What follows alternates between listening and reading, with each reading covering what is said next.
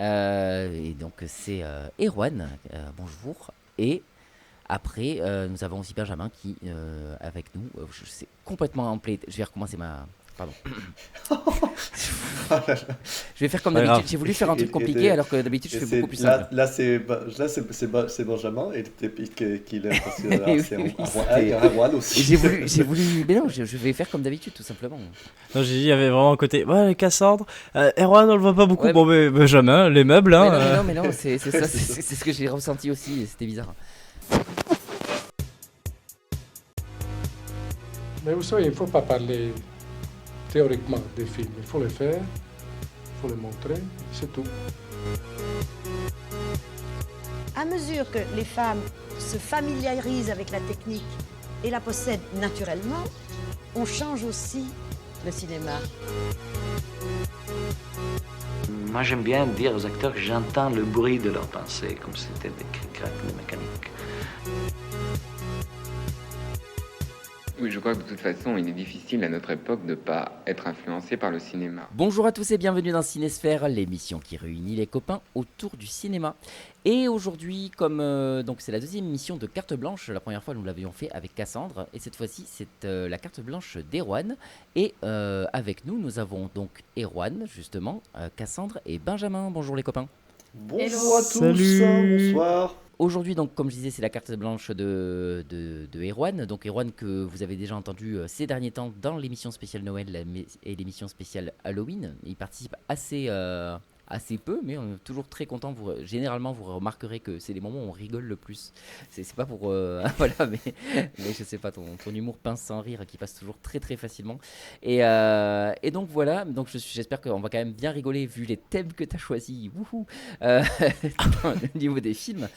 Mais est-ce que tu peux nous dire déjà pourquoi tu as choisi ces films-là avant d'en parler? Est-ce que tu as voilà, est-ce que tu as quelque chose à dire par rapport à tout ça? Est-ce que tu as voulu, je sais pas, Bah, est-ce que tu avais un thème, un truc? Enfin, je sais pas. franchement, il n'y a pas vraiment de thème qui m'est sauté dessus. J'ai voulu sortir un peu du cliché parce que moi qui suis fan d'histoire, j'avais peur de faire 3 films historiques. Et du coup, c'est pour ça que j'ai essayé de taper dans la plus large possible de mon cinéma qui me fait du bien. Donc un film français, mais un bon film français, un peu noir, enfin un truc sympa. Euh, et alors c'est 2 films anglo-saxons, dirons-nous. Ok. Parce que Ouais. il y a autant d'anglais d'américains, donc enfin d'états-uniens. Donc d'un côté il y a un humour quand même beaucoup plus british avec Gentleman et un humour ouais, un peu plus passe-partout, mais un film de costume, une comédie, un film historique, comique en costume, donc j'ai envie de dire le trio gagnant. Du coup, c'est pour ça que j'ai essayé de résumer à 3 films ma filmographie un peu, on va dire, bancale, qui se résume entre Blade, Autant emporte le vent et La soupe aux choux. Donc c'est très compliqué de résumer une cinéphilie.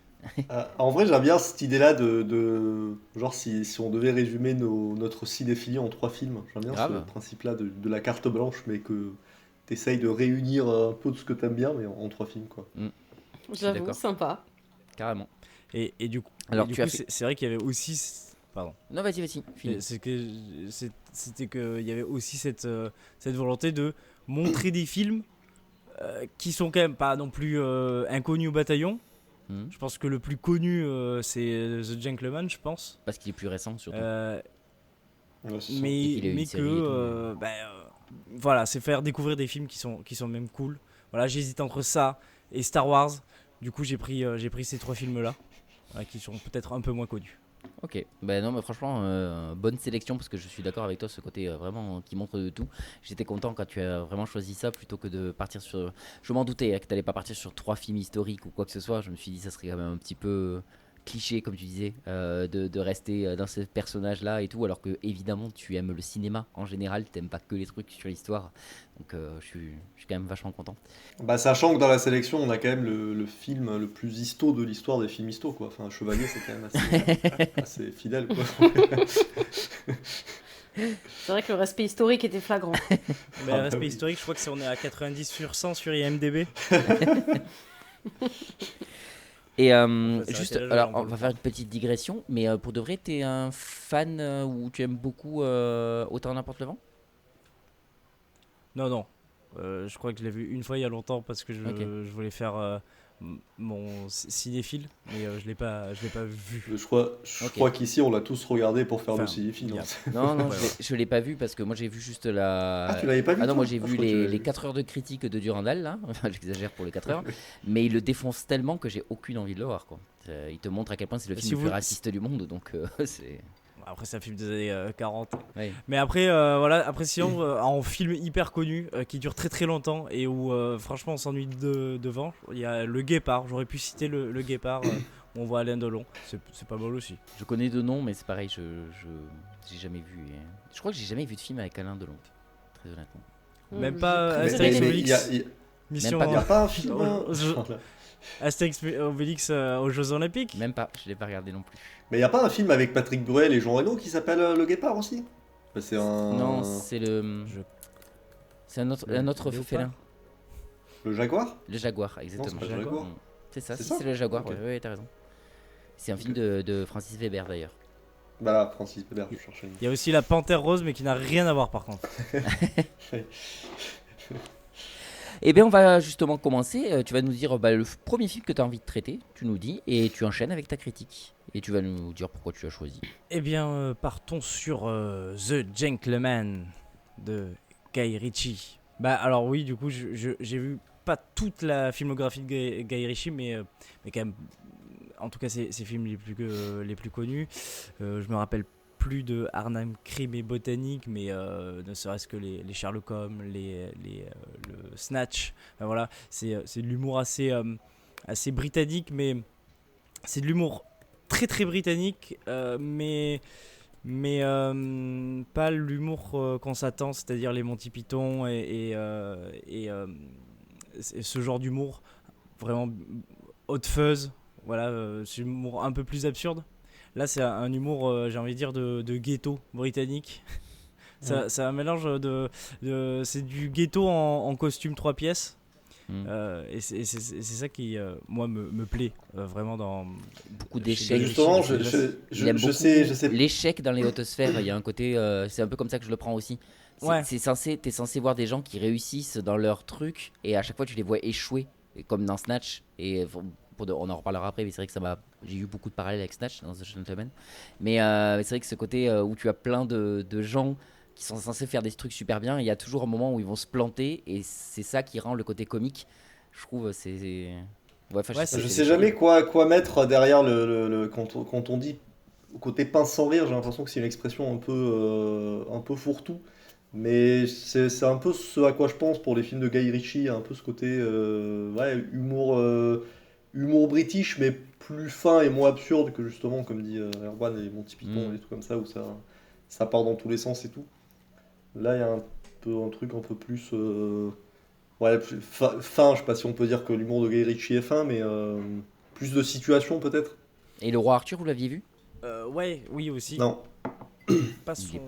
Là où Ah, on j'ai- sort j'ai- un peu. Enfin, Ouais, mais j'ai surkiffé moi. Mais genre, Alors- kiffé genre plaisir coupable. Hein. C'est-à-dire que j'avais vu que plein de monde disait que c'était de la merde, je l'ai vu, ça fait très jeu vidéo et tout, et j'ai fait, mais ouais, moi je suis chaud. Franchement, à partir du moment où t'as le personnage de. Merde, c'est le méchant, le- celui qui joue le méchant. Le méchant, c'est pas Mordred. Non, non, mais l'acteur, Jude Law. Quand t'as Jude Law Ah, Jude qui, Law, oui. qui a une épée à la Soul Calibur qui se détache là, tu sais, qui fait chaîne. Tu sais, ça fait chou et tout. Là, je Oui, fais, oh, oui. allez, c'est trop stylé. Moi, j'étais à fond dedans. Moi, je suis chaud. Donne-moi tout ce que tu veux. Ça a beau être le film le plus pété, mais il me fait trop rire, quoi. Je m'éclate devant ce film. C'est vrai. Mais c'est vrai. Et puis, en fait, le film Le Roi Arthur est quand même, moi, je le trouvais un peu sympa. parce que le montage de Guy Ritchie aussi est Oui. quelque chose de fou. Enfin, c'est incroyable. Tu vois, quand on parle de réalisateur et de pattes de réalisateur, il y a des réalisateurs, c'est compliqué de dire ouais, mais si, parce que tu vois, ce plan à 1,34, il a duré 2 minutes et il fait plein de plans de 2 minutes. Alors que là, Guy Ritchie, tu sais que c'est Guy Ritchie, quoi. C'est pas un autre type, quoi. Et c'est ça qui est ouf, ne serait-ce que pour les Sherlock Holmes, ce qui est une réalisation magnifique. C'est là où il a poussé, c'est le jusqu'au boutisme de sa réalisation, les Sherlock Holmes en fait. Surtout le 2, Jeu d'ombre, c'est assez incroyable. Tu es Cassandre, toi, tu es un peu connaisseuse de Guy Ritchie? J'ai vu Le Roi Arthur que j'avais pas aimé. Ok. J'ai vu Aladdin que j'ai pas aimé. Et j'ai vu Agents très spéciaux que j'ai pas aimé. Et j'ai vu les 2 Sherlock que j'ai adoré. Ok, d'accord. Donc, demi-teinte, donc on verra ce que ça donne pour celui-là. Et c'est vrai qu'il y a, Voilà. il y a des films quand même qui sortent de sa filmographie que j'assimile tellement pas à du Guy Ritchie que j'arrive pas à me rentrer dans la tête que genre Aladdin c'est Guy Ritchie qui l'a fait. Et bien, dans les scènes d'action, si. Par exemple. Dès que tu as les scènes de course-poursuite, Ouais, dans les rues d'Agraba, je le vois. là, tu sens le Guy Ritchie à balle au niveau de la scène Ouais. d'action et tout, et de la poursuite. Parce que ça aussi, il est très fort dans les courses-poursuites. Si les caméras, elles vont partout, quoi, c'est un truc de fou. Mais c'est les seuls moments où tu le sens. Après, bah, t'as Disney avant tout et devant tout, quoi. C'est évidemment. incroyable. Mais enfin, ok. Et ben, tu vas nous dire maintenant celui que donc, tu as dit, tu as choisi The Gentleman, et tu vas nous dire ta critique. Le film The Gentleman est pour moi vraiment un film de gangster réussi. C'est un peu. C'est une espèce de parrain sous stéroïde. Dans l'idée où, en fait, moi, ce qui me touche beaucoup dans le monde de la pègre, dans les films de gangsters, ces films comme ça, moi, ce que j'aime beaucoup, c'est aussi un peu lié à l'univers britannique. Moi, ce qui me touche chez Guy Ritchie, c'est le costume. Parce que les mecs sont costards. Et moi, j'adore voir des mecs faire des criminels qui tuent, qui torturent, et qui sont classe. Ils sont impeccables. Et même dans le film, il y a une espèce de petite frappe qui est le chef d'un club de boxe. dont j'ai oublié le nom de l'acteur parce qu'il y a tous les Colin acteurs Farrell. britanniques. C'est pas Colin Farrell, ouais, c'est ça. Ouais, Colin Farrell. De toute façon, il y a tous les acteurs britanniques, globalement. Qui s'habille avec des petits survêtements, mais très, très classe, quoi. Ouais, et voilà, même en jog, il est classe. Et en fait, ça fait du bien. En fait, c'est une espèce de vieux film de gangster où tout le monde se trahit, où tu comprends pas qui est avec quoi, qui trahit qui trahit quoi. Et à la fin, du coup, c'est un film qui te laisse pendant tout le film déjà qui se raconte. Ça, j'aime bien un film qui se raconte lui-même. Avec, de toute façon, c'est dès le début du film, c'est les deux personnages principaux qui discutent sur comment s'est passée l'histoire. Ça, c'est hyper intéressant. Et on a et en même temps, essentiellement le point de vue du maître chanteur, du coup, de Hugh Grant. Ouais, voilà, c'est ça. Après, de Hugh Grant. Et c'est lui qui a la voix off. Il y a une voix off, non? Du coup, ça fait un petit moment que j'ai plus. Non, c'est pas vraiment une voix off. Non, en fait, il raconte un truc et dès que ça se passe, ce qu'il raconte, il y a plus de voix. En fait, tu vois ce qui se passe. C'est ça. D'accord. En fait, c'est Hugh Grant qui fait chanter et du coup qui expose tous les ça. points. Il y a deux timelines. Et du coup, il expose tous les points de. Il s'est passé ça, il s'est passé ça, il s'est passé ça, il s'est passé ça. C'est vrai. Et en fait, je trouve que la mise en scène déjà est très intéressante. Il y a ce côté un peu pincé britannique qui fonctionne toujours. Et en même temps, il y a ce truc de. À la fin, le film il s'est laissé raconter. Et à la fin, le film le reprend. Et en gros, il dit bon, mais maintenant, je vous les ai laissés. Le spectateur, je vous ai laissé un peu dans le délire. Vous avez fait vos théories. Bon, mais maintenant, je vais casser toutes vos théories et je vais finir mon histoire. Et vous allez comprendre que c'est absolument pas ce que vous pensiez. Et bon, après, ça se finit rarement mal. Mais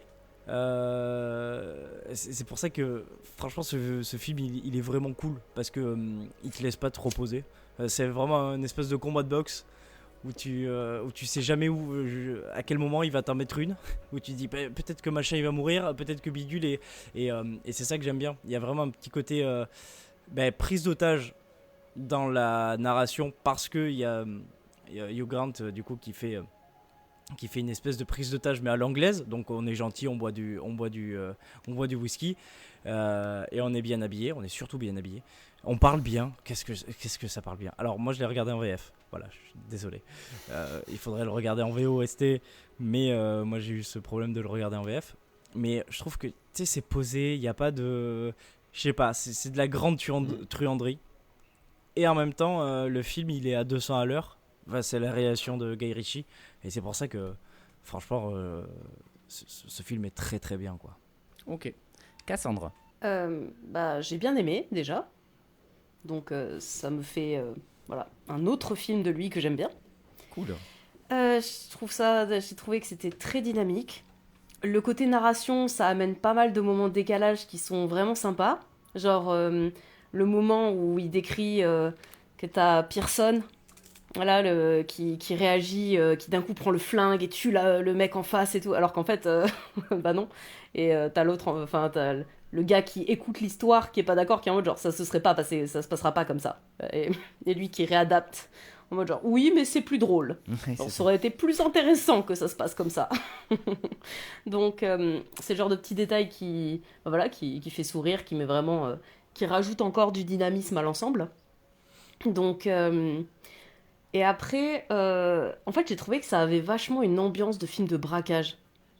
Vraiment, ce côté-là, on présente l'équipe, tous des beaux gosses, tous un peu une spécialité, une aura, quoi, qui vient. Puis ce côté retournement de situation permanent qu'il y a dans le film, ça aussi, c'est un peu un cliché des films de braquage, genre qui a trahi, qui est de l'autre côté, qui est en fait, qui est l'espion. Et je trouve que ce film, il a vachement...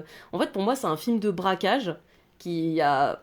Comment dire carjacké un autre genre, en fait. Il a carjacké le film, le polar, pour en faire un mix, mais qui a vraiment les codes du film de braquage.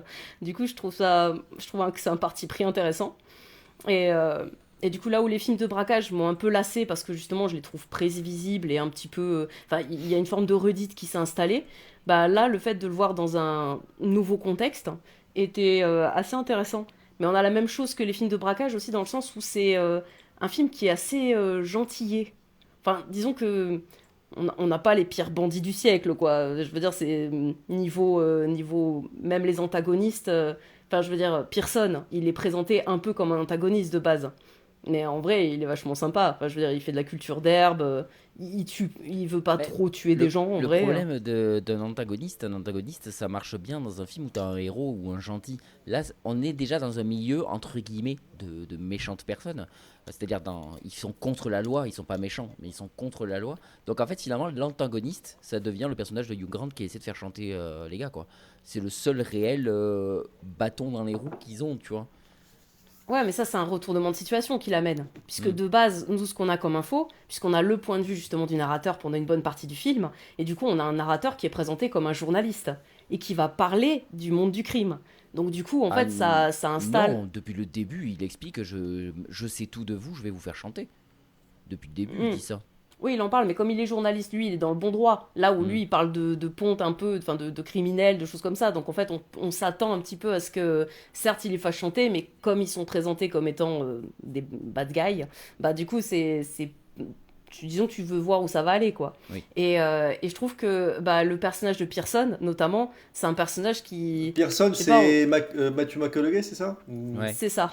C'est ça, ouais, ok. Et du coup, je trouve qu'en fait, on voit vite que ce personnage est fait pour être sympa à plein de niveaux. Parce que justement, il est pas si violent. Le seul moment où il va craquer à la fin, enfin, le seul moment où on le voit vraiment user d'une violence plus marquée qu'habituellement, c'est parce que même le coup du ponte asiatique qui a voulu piquer son territoire, je veux dire, dans un côté gang, on s'imagine un truc autrement plus violent que j'ai mis des laxatifs dans ton thé, quoi. Enfin, je sais que c'est pas des laxatifs, mais bon, c'est un peu l'idée, quoi. Il le fait gerber, il lui donne le remède tout de suite après, en lui disant, bon, tu le refais pas, hein. Donc, c'est gentil. Mais ça va bien avec le film, hein, c'est pas un reproche, hein, ça rentre totalement... c'est aussi ce qui participe à rendre le personnage attachant.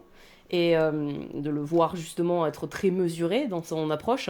Et le seul moment où il a un déferlement, on va dire, de violence un peu plus marqué à la fin, c'est parce qu'on a touché à sa femme. Du coup, c'est un peu joli, quoi, c'est un peu élégant. Surtout qu'en plus, sa femme, elle est badass, quoi. On l'a vu dans le film et ils font un couple très charismatique.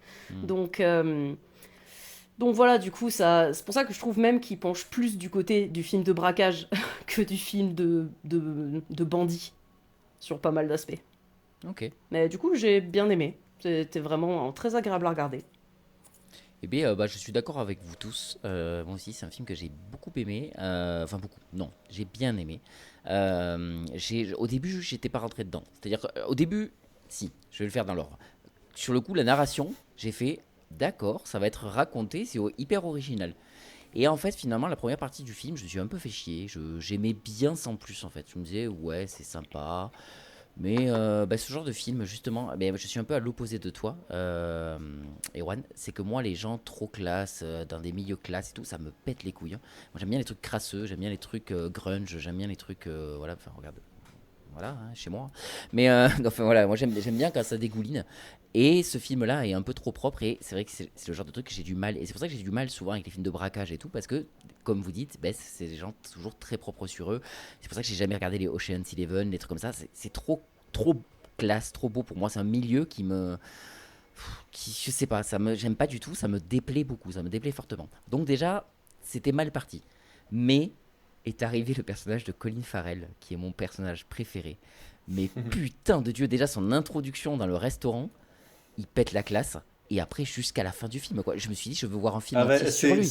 C'est sa première scène, c'est avec les jeunes là quand il commande Ouais, un truc c'est ça. et que. Ah oui.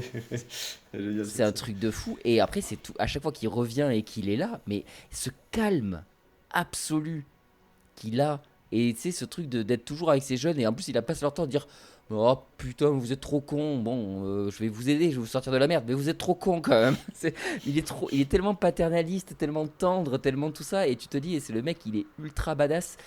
C'est vrai que j'ai adoré son personnage. Je l'ai trouvé incroyable. Mais après, je suis aussi rentré dans le film tout court. À partir de là, j'ai beaucoup aimé tout ce que vous avez cité. C'est vrai que il y avait un moment un peu cliché quand même dans la scène où Matthew McConaughey hurle le nom de sa femme parce qu'il doit aller la voir et il hurle et hurle. Tu fais ouais bon c'est très un peu trop cliché ce genre de scène, mais bon c'est pas grave, c'est le pinaille.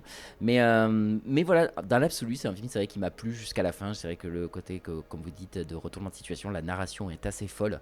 Moi j'ai envie enfin, dans ma tête, je me dis, mais comment ça marche quand tu écris un truc pareil, que tu fais le storyboard, que tu fais tout ça, mais que tu passes ta vie, toutes les 3 scènes, même toutes les scènes, à changer de timeline. Mais ça va être un enfer à écrire. Et quand tu lis ça en tant que, je sais pas, chef-op ou quoi que ce soit, tu dois faire, mais putain, tu m'emmerdes. Parce que, mais qu'est-ce que tu veux faire un montage pareil et tout, ça va être un truc de fou furieux. Mais bon, ça reste voilà, une masterclass. On sent qu'on est derrière un réalisateur qui est très fort, qui sait ce qu'il fait, il n'y a rien qui est laissé au hasard dans ce genre de choses et c'est génial, c'est un vrai auteur et c'est super cool de voir ça. Mais voilà, donc du coup j'ai été hypé surtout par la deuxième partie, la première un peu moins, mais dans l'absolu ça reste un bon film et je suis toujours content parce que je crois que pour l'instant j'ai pas vraiment trouvé, à part Aladdin, de mauvais films de Guy Ritchie, quoi. Je suis toujours satisfait de ce qu'il fait. Et comme je disais aussi tout à l'heure en préambule, ça m'a beaucoup rappelé Snatch pour ce côté un petit peu bande, ce côté, alors ça n'a rien à voir, hein, mais au niveau de l'écriture et de ce truc de voilà, on raconte plusieurs personnes et tout, qui font plusieurs choses différentes et chacun un peu de leur côté et tout. Il aime bien ce truc des groupes. Donc des groupes mais avec plusieurs histoires. En fait c'est plein de petites histoires dans une histoire. C'est vraiment un truc qui le fait kiffer dans la narration et ça se sent et c'est génial. Est-ce que vous avez vu la série avant que je... Ah non, pas moi non. Si, ouais, moi j'ai vu la série, oui. C'est bien aussi qui se passe. Ouais, franchement c'est cool. Je sais pas si c'est Guy Ritchie qui l'a réalisé. Si. Alors en tout cas il a créé, c'est sûr. Et après je sais pas s'il a réalisé tous les épisodes, mais... Il y a quand même bien sa patte dedans. On retrouve vraiment le film dedans. Sauf que ça se place du coup sous l'égide d'un... C'est un noble du coup qui a une de ses fermes dedans et qui va un peu tremper dans les affaires de la pègre. Mais ça marche beaucoup plus en duo parce que il y a une femme, la fille du grand patron qui est en prison, qui gère son empire, et lui il va essayer de... à la base il est contre, et après il va se mettre un peu pour, parce que c'est une espèce de militaire, mais vas-y, je mets des pieds-bouches aux jambes, en costume. Et non, franchement, la série est très cool, elle se regarde, elle est très drôle. Et on retrouve, Mais du coup, un peu c'est la même, l'univers c'est de la The même Gentleman. histoire du. C'est la même histoire que le film ou c'est genre c'est en parallèle ou. Je crois que c'est en parallèle ou après. C'est après Ok. ou avant, mais c'est pas pendant le film. Mais genre, parce que là, Ouais, il n'y a, ok. y a aucun acteur en commun, mais les personnages du film existent dans la série? Même s'ils sont pas dedans? Ouais, Ouais, il me semble. Ouais. ok. Et en tout cas, c'est dans le même ordre. C'est juste qu'au lieu que ce soit un criminel qui gère une affaire, c'est directement le noble qui gère le château. Ok. Benjamin. Ouais. Non, déjà, tu parlais de Snatch, Michael, et j'allais souligner le fait que déjà dans Snatch, il y a un peu plus ce côté que tu disais, un peu plus crasseux. C'est Hmm, un peu moins propre, Snatch. totalement. Il y a les gitans et tout, puis même au niveau de l'ambiance, elle est un peu plus Angleterre, Comment ça, Benjamin? un peu. Hein? Comment ça, tu penses que les gitans sont pas propres, Benjamin? Je savais quand j'ai dit ce mot, je me suis dit, c'est mauvais, mauvais délire. Non, non, mais je veux dire, voilà, les caravanes et tout, tu sais, et Gypsy King, tout ça. Donc, non, non, mais même au niveau du temps, il fait très gris dans Snatch et tout, donc c'est vrai que ça donne du coup ce côté moins propre. Mais moi, Gentleman, alors du coup, je l'ai pas revu pour l'occasion, mais c'était un film que j'avais vu deux fois au cinéma quand il est sorti. C'était l'époque où j'étais à Paris et que du coup j'avais la carte illimitée, donc j'étais allé le voir une première fois et j'avais somnolé pendant le film parce que j'étais crevé et du coup j'étais allé le revoir quelques jours après parce que j'étais frustré parce que je sentais que c'était bien et que ça allait me plaire. Mais du coup je crois que j'avais zappé la fin parce que j'avais dormi devant. Euh, donc ouais, moi on est sur ma cam. C'est vrai que j'ai pas vu tant de Guy Ritchie que ça. J'en ai vu plusieurs, mais c'est vrai que là il y en a plusieurs que vous avez évoqués que j'ai pas vu et que il faut que je vois parce que je pense que clairement je pense que ce serait une filmographie globalement que je trouverais au moins cool, même si si ça devient pas mon réal préféré. Mais bon déjà voilà, j'aime beaucoup Snatch et c'est vrai que celui-là me plaît beaucoup. C'est vrai qu'après, j'ai pas forcément grand-chose à rajouter, mais pour toutes les choses, ouais, évidemment, moi aussi, comme Erwan, on aime bien la sape, tous les deux, comme on dit. Et La c'est vrai que je sais sape. on a déjà fait on a déjà fait des petits refs à ce film quand on s'habille et qu'on se dit, ah, ça fait un petit côté gentleman, voilà, c'est devenu Hmm. une petite ref. Mais ouais, non, après, évidemment, un casting incroyable. Donc voilà, c'est vrai qu'il y a des petites scènes un peu cultes. Même si le film est pas hyper vieux, c'est vrai que même sur les réseaux et tout, même si j'ai pas revu le film depuis quelques années, je vois des fois passer sur des réseaux certaines scènes, donc notamment celle de Colin Farrell, je la vois passer de temps en temps. Et, euh, et aussi celle de Charlie Hunnam où il course un jeune de cité aussi, où je sais pas s'il il lui a volé un portefeuille, un téléphone ou un truc comme ça, enfin je sais plus, un téléphone je crois. Et Ouais, c'est C'est pas qu'il lui a volé un téléphone, c'est qu'il a filmé la scène et donc il essaie de lui choper son ah oui, téléphone voilà, c'est ça. pour lui péter en C'est fait. ça. Voilà. Et j'aime bien du coup cette confrontation qu'il y a dans cette scène avec les petites frappes vraiment genre en survêt justement, mais là parce ils viennent de la cité et tout, et là qui se confrontent vraiment à Shirley Hunnam qui leur dégaine dessous son long manteau classe une mitraillette, et là tu sens que voilà, on n'est pas dans la même cour, on n'est pas on joue pas dans la même catégorie quoi.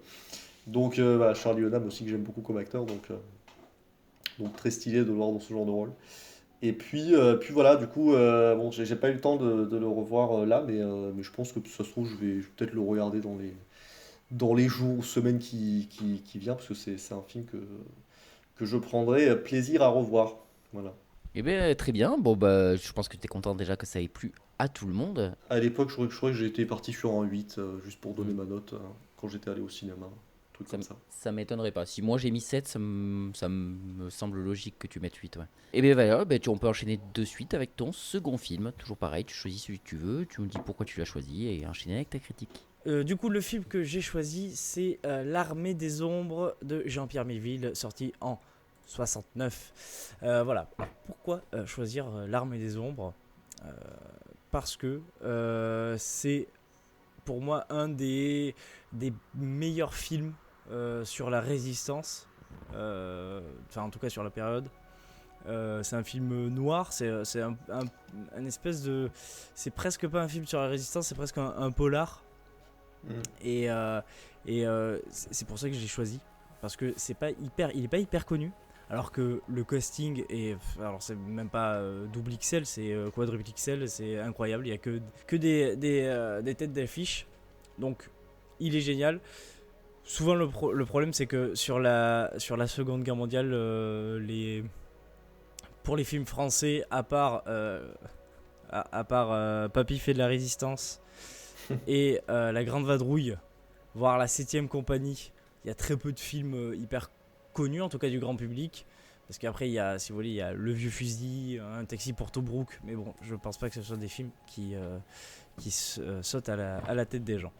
Donc, L'Armée des Ombres, ça parle, on suit l'histoire d'un réseau, un réseau de résistance pendant la guerre, où on suit plusieurs protagonistes. On va avoir il y a Lino Ventura, on va avoir Paul Meurice, enfin voilà, en fait on va suivre plein de résistants qui vont essayer de se dépatouiller, avec surtout, alors le personnage principal ça reste quand même Lino Ventura, qui va être capturé puis relâché puis il va s'échapper, voilà, et du coup en fait on suit les prémices globalement.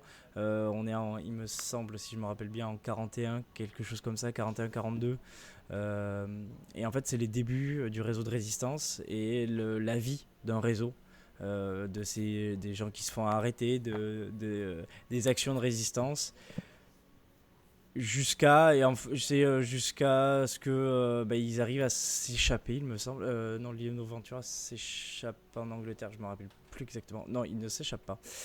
Mais globalement, c'est pour résoudre l'espèce de taupe, et ça finit extrêmement mal, puisque ça finit sur une espèce de carton où tu vois tous les gens et on te dit lui il est mort, lui il est mort, lui il est mort, lui il est mort, lui il est mort, en 44, en 44, en 45, en 44, en 44, en 45. Du coup, voilà, c'est un film joyeux. Mais du coup, L'Armée des Ombres, c'est quand même un film très important pour moi. Enfin, pas qui me... Mais je trouve que historiquement, c'est très important parce que ça montre une résistance sale. Enfin, je sais pas comment dire, mais ça casse un peu le cliché de ces héros de la résistance. Alors, c'est très très bien d'avoir des héros. Enfin, je dis absolument pas que les résistants sont pas des héros, mais ça montre pas des surhommes. Ça montre des gens qui galèrent un peu, qui font ça pour leur pays, mais c'est pas des dieux. C'est ni des héros, c'est des gens qui font plein de choses à contre-cœur. Moi, pour moi, la scène marquante du film, je crois que c'est dans le premier tiers, même c'est au début du film, c'est la scène de quand ils assassinent, parce que c'est un meurtre, quand ils assassinent un des... le gars qui les a balancés, qui les a trahis, il les a balancés sous la torture, c'est ça qui est horrible. Mais surtout qu'ils le font par principe plus qu'autre chose, parce qu'il faut le faire, et c'est leurs idéaux fait qu'ils doivent le faire, et la scène est atroce. Et atroce, parce que c'est des gens qui n'ont... Mais en fait, on le sent. Ils n'ont jamais tué. Tous des résistants. Ils n'ont jamais tué personne. Ce qu'ils font, c'est ils font passer des messages, des tracts. Et cette scène, elle est très marquante, parce que c'est... en fait, c'est des gens qui sont là par obligation, presque par devoir, certes, mais par obligation. Et tout ce film, c'est vraiment ça, quoi. C'est des mecs qui vont se battre contre eux-mêmes. Et en même temps, c'est très drôle, parce qu'il y a aussi le personnage de Paul Meurice, qui est hyper important, je trouve. Alors, déjà, dans le film, il est hyper important. Mais c'est surtout que... en fait, c'est aussi important de savoir que même dans le réseau, ils se connaissent pas, quoi. C'est un film très lent.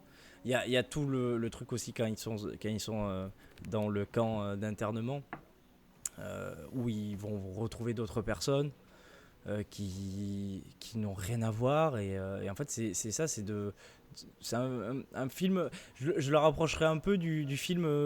C'est Le Train, il me semble. Oui, il me semble que c'est Le Train, si je dis pas de bêtises. Avec. Le dernier train pour Busan.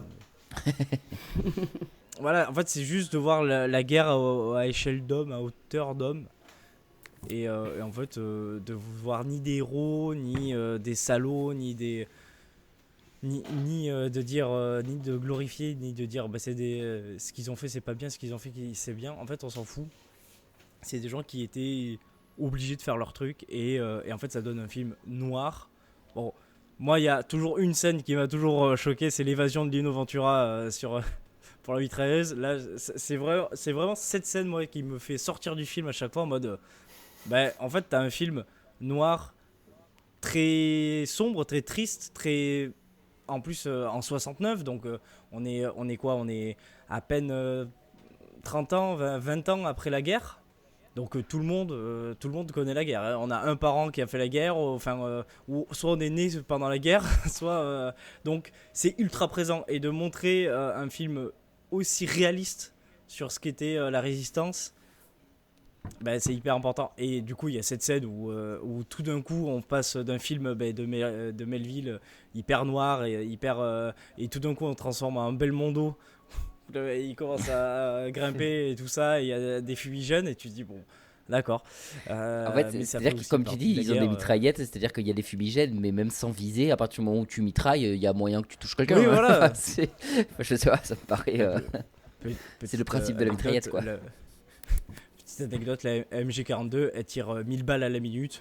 Bon, il y a peu de chances que même avec d'excellents fumigènes mais du coup c'est à part ça, je trouve que c'est un film c'est un rare film français où en fait ça finit pas bien. On a oublié cette époque où les films ne finissaient pas bien, mais parce qu'en fait c'est un film historique où ça finit mal mais ça commence mal et ça continue mal mais c'est pas non plus un drame, tu vois, c'est pas une tragédie, c'est vraiment une histoire de vie qui ne va pas bien. Et c'est pour ça que ce film est vraiment cool. Ok, tu le connaissais depuis longtemps? Voilà. Je l'ai vu il y a 2-3 ans. Ok. Et je vais enchaîner du coup avec la mienne de critique. Moi j'ai trouvé le film bien, mais tu vois, tu disais, il y a un truc que tu as dit à un moment, c'est le film est lent, oui. Et ça a malheureusement joué avec le fait que je lui ai mis entre guillemets que 6. Mais ça reste un bon film, donc c'est pour ça qu'il a quand même la moyenne et tout. C'est un film quand même, comme tu dis, il est très dur. Il y a plein de moments où c'est horrible et donc la scène, moi vraiment, comme tu dis, la plus marquante, c'est la scène de l'assassinat, qui est vraiment affreuse. Ouais. Tu vois tout et ils sont en pleurs pas possible en train de faire ça. Enfin c'est... Oh là là, j'étais pas bien quoi. Ça a vraiment marché sur moi, cette scène-là. Elle est tellement humaine en fait que ça m'a bouleversé. La fin aussi, alors ça m'a moins bouleversé, mais la fin, le fait qu'il soit obligé aussi de tuer la nana qui les a aidés pendant tout le long du film, quoi. Tout le long du film, elle les aide, elle est ultra militante, elle est à fond avec eux et tout, mais comme sa fille, il y a pareil, c'est une question de torture et on commence à lui mettre attention à ce qu'on fait à ta fille si tu nous vends pas les gars. Elle a vendu 2 gars, mais comme ils disent, elle a une mémoire photographique, elle aurait pu vendre n'importe qui. Elle l'a pas fait, donc en gros elle nous offre l'opportunité d'aller la buter pour la faire taire quoi. C'est horrible, mais c'est encore une fois ils sont obligés quoi. À contre-cœur mais ils sont obligés et tu te dis mais c'est ça qui est horrible dans ce genre de situation qui ont vraiment existé, c'est que quand tu es obligé de tuer des gens de ton camp pour le bien plus tard quoi. Et c'est comment tu fais la part morale des choses de tuer des gens de ton camp quoi. C'est voilà, tout ça c'est quelque chose qui a vachement marché sur moi, mais l'ambiance du film, je me suis royalement fait chier, vraiment. Il y a plein de moments où je décrochais, j'étais pas dedans, après bon, il y a eu aussi le fait que j'ai dû enchaîner au taquet de films d'un coup là, donc peut-être que j'aurais pas dû le voir dans ce mood là et le voir plus tôt ou un truc comme ça, et un peu tout seul au milieu de rien. Mais ouais, non, je n'empêche que regarder ça après ce Gentleman, le rythme, il tombe quoi. Oh la violence. Mais voilà, donc j'ai pas grand chose à dire de plus. C'est vraiment un film. Alors ça m'a donné envie de voir. C'est qui déjà le réal? Melville. C'est Melville. Jean-Pierre Melville. Ah, et donc moi c'est ça, parce que j'avais le samouraï qui m'est venu en tête, mais du coup c'est pareil aussi, c'est lui, j'avais bien aimé le samouraï. Avec Mais Claude Delon. je sais que Melville est considéré comme un très grand réalisateur français, et c'est vrai que Ouais. je suis trop content d'avoir découvert déjà un de ses films. Lino Ventura, pareil, je connais absolument pas son cinéma, donc j'étais ravi de l'avoir vu. C'est- j'ai beaucoup aimé son charisme, je m'attendais à un mec très dur, et en fait il y a beaucoup de moments où il est au contraire très souriant, très posé et tout, et j'ai trouvé presque adorable à certains moments, et je me disais mais c'est pas du tout ce que je croyais de Lino Ventura, et du coup j'étais content de voir ce comédien jouer, parce que voilà, encore une fois je le connaissais absolument pas, donc j'ai vachement découvert grâce à ce film, donc même si je me suis un peu fait chier, j'ai- je retiens quand même plus les bons côtés du film que l'ambiance en général qui m'a emmerdé. Voilà. Cassandre. Euh, alors moi, j'ai beaucoup aimé. Hmm. Je trouve que c'est un film qui est très sobre, mais que justement, ça lui donne une vraie élégance et un vrai poids dans ce qu'il a voulu faire. Sa lenteur m'a pas gênée parce que je trouve que justement elle rajoute une sorte, enfin, ce grain de réalité en fait qu'a le film de façon générale, et du coup ce rythme lent s'y prête beaucoup. Et en fait moi dans cette lenteur je me suis dit il faut des temps forts par contre, et il y a des temps forts. Et du coup bah, je trouve que du coup cette lenteur les fait d'autant plus ressortir en fait ces temps forts. Donc voilà, pour moi c'était pas un problème. Ensuite, je trouve que vous parliez de la scène de la mitrailleuse. J'avoue que moi, cette scène m'a pas gênée. Euh, déjà, parce que premier aspect que j'ai trouvé audacieux dans le film, c'est que la première tentative de sauvetage qu'ils exécutent est un échec. Un échec, encore une fois, très sobre. C'est-à-dire, ils essayent de sauver Félix. Donc, on a Mathilde et deux agents qui s'infiltrent, qui se font passer pour des Allemands pour s'infiltrer du coup dans la Gestapo, quoi, pour essayer de récupérer Félix. Et au final, en une simple phrase, ah bah, ils lui disent il est mourant, on le transporte pas. Et ils sont en mode genre ok, on fera remonter. Et ils se barrent. Et je trouve ça très sobre, encore une fois. Mais justement, c'est une sobriété qu'on voit pas souvent. Parce que d'habitude, soit l'échec aurait été vraiment beaucoup plus marqué, dans le sens où le retrait, la panique, ils se font griller, quoi. Alors que là, non, ils sont venus, ils sont partis, ils se sont pas fait choper, mais ils ont pas sauvé la personne qu'ils étaient venus sauver. Et tout s'est joué en une phrase. Et j'ai trouvé la scène très intéressante. Et en plus, on commence du coup par ce premier sauvetage qui est un échec. Et voilà, je trouve que c'est audacieux. Et c'est vraiment une sobriété froide, mais qui fait ressortir en fait tout le poids d'une situation. À la fois la frustration qu'ils en ressentent, et encore une fois tout en sobriété, parce que même en termes d'émotions, les personnages sont très sobres, très pudiques sur leurs émotions. Et du coup, ça, on pourrait croire qu'il y a une froideur, mais du coup, quand il y a des petits frémissements de la part de chacun de ces acteurs, de la part de chacun de ces personnages, il n'en a que plus d'écho. Précisément parce qu'on n'est pas dans les larmes, dans le coucher de soleil, dans le grand discours du mourant qu'on tient par l'épaule et qui dit continuez le combat sans moi. Enfin, ça faisait du bien en vrai d'avoir quelque chose de cette sobriété-là en fait. Et, et du coup, avec ce premier sauvetage qui est un échec, je trouvais que ça faisait ressortir quelque part la beauté du fait que le second sauvetage ne le soit pas. Et que pour le coup, il est réussi, le sauvetage de Philippe, il me semble, donc le personnage de Lino Ventura. Alors, Et je te coupe 2 minutes, mais je suis d'accord avec toi, mais t'es pas obligé de mettre en scène quelque chose qui paraît absolument pas crédible au milieu du reste. C'est ça qu'on voulait dire.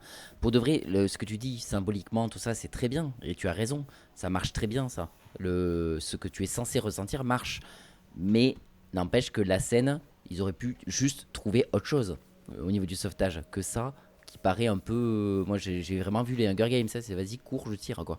Enfin, j'ai trouvé ça très bizarre comme scène. Enfin, ça aurait pu être un peu mieux amené, là-dessus je vous rejoins. Mais comme je dis, elle m'a pas tant gêné que ça parce qu'elle amène vraiment plusieurs choses qui sont intéressantes. Donc la première, c'est celle-là, le fait d'avoir un sauvetage qui est réussi. La deuxième, c'est le fait qu'il ait pas couru. Et ça, c'est un truc qui va vraiment avoir son poids dans le personnage. Surtout qu'en plus, parce que pour lui, c'est vraiment un moment où il a compris la faiblesse. C'est le moment où, en fait, là où lui, où jusqu'ici, c'est on exécute ceux qui ont faibli face à la torture. Et ben là, c'est le moment où lui, il a faibli lui aussi. Lui aussi, en fait, là où il s'était dit je ne bougerai pas, il a bougé, il s'est mis à courir. Et lui-même l'a vécu comme une humiliation et comme une preuve de sa propre faiblesse, hein, comme la preuve de sa ouais, propre c'est vrai. humanité. Et du coup, c'est vraiment un moment fort pour le personnage. Et d'ailleurs, c'est la dernière phrase du personnage. Oui. Il te précise que quand il est mort, il précise 7 fois, il n'a pas bougé. 7 fois, il a réussi à pas courir. Mais il a fallu un deuxième essai pour ça. Et c'est la fois où il est mort. Et du coup, bah, je trouve que c'est vraiment une séquence, sans parler du fait qu'en plus ça renforce son lien avec Mathilde. Donc je suis d'accord sur le fait que ça aurait pu être un petit peu mieux amené, mais le fait qu'il y ait la fusillade, le fait qu'il ait pas couru, tout ça, c'est vraiment quelque chose d'angulaire pour le personnage, d'angulaire même pour le film, puisque tout porte justement sur... Enfin, les temps forts sont toujours au niveau de ceux qui ont trahi, quelque part. C'est tous les temps forts du film tournent autour de ça, en globalité. Et du coup, bah, je trouve que ce moment où le personnage, c'est pratiquement le cœur du film qui se passe à ce moment-là, en fait. C'est le moment où lui-même comprend cette faiblesse, où lui-même l'expérimente. Et le fait que ça soit en plus Mathilde et lui-même d'ailleurs se dit que s'il n'avait pas bougé, s'il était resté dans son ego, il serait probablement mort. Parce que c'est le fait qu'il ait couru, qu'il ait faibli, qui fait qu'il a été au niveau de la corde au moment du sauvetage. Et ça, c'est quelque chose qui va souligner juste après. Il dit qu'est-ce qui serait passé si j'étais resté comme un con, quoi.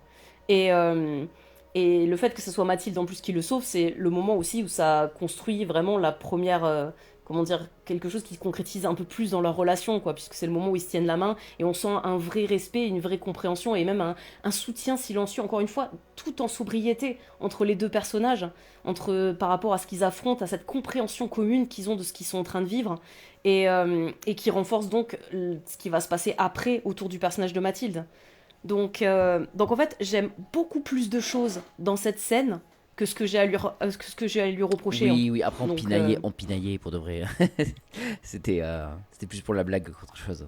Mais je comprends ce que tu veux dire. ouais, je comprends, voilà, je vous dis juste comment je l'ai vécu. Mm. Et après, pour le dernier truc que j'aurais envie d'appuyer, c'est que j'aime beaucoup le personnage de... Bon, j'aime déjà beaucoup tous les personnages. Ils sont vraiment très nuancés, avec le personnage de Jean-François, il me semble. Donc, celui qui, justement, va être un lâche.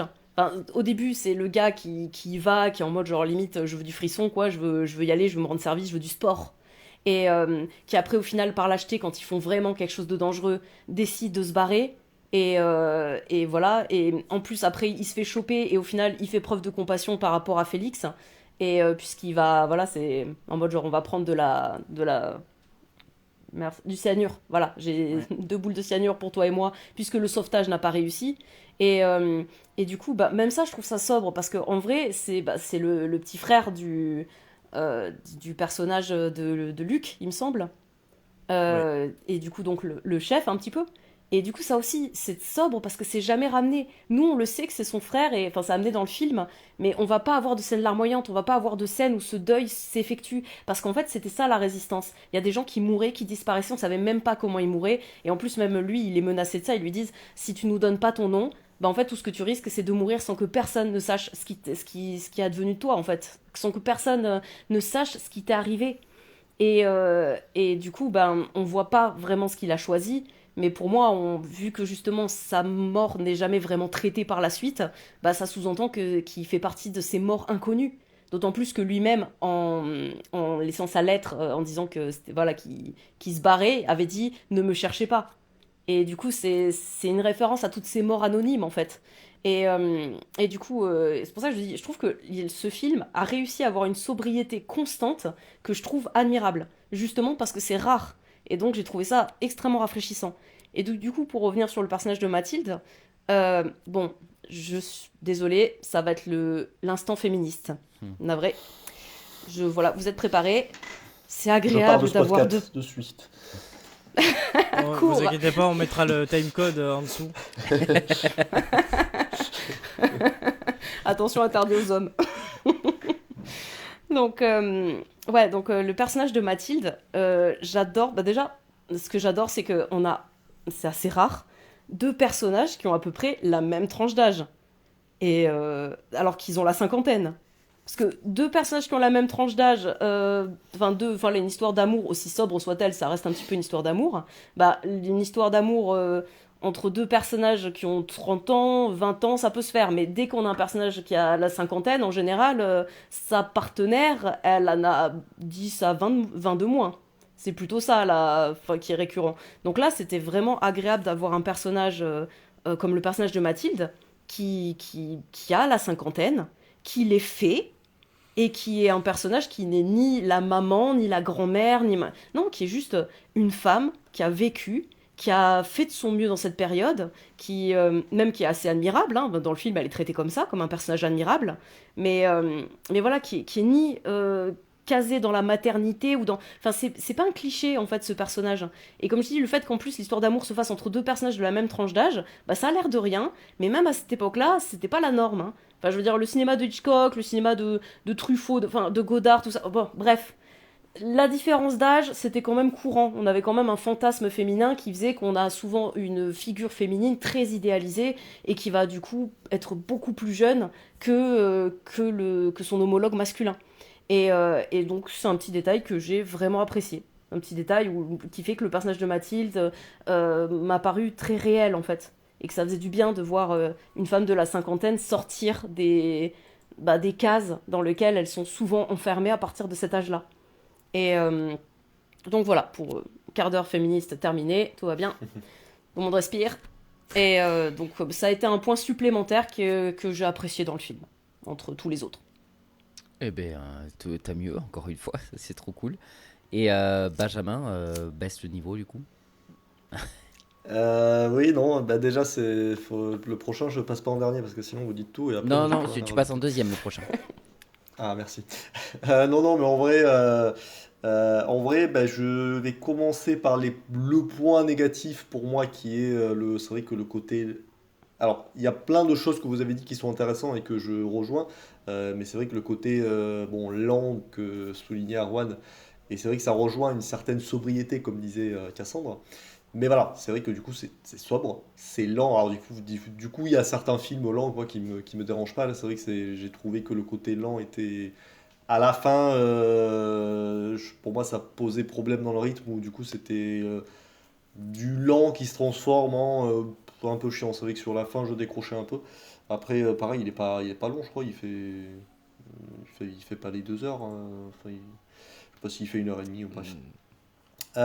Si, Mais si, il fait plus de Il fait 2 heures, je 2 heures. crois, non? Ouais, 2h15, je ah crois. ouais, ok. Ah, ça fait quelques mois aussi que je l'ai vu, donc je savais Hmm. plus. Ok.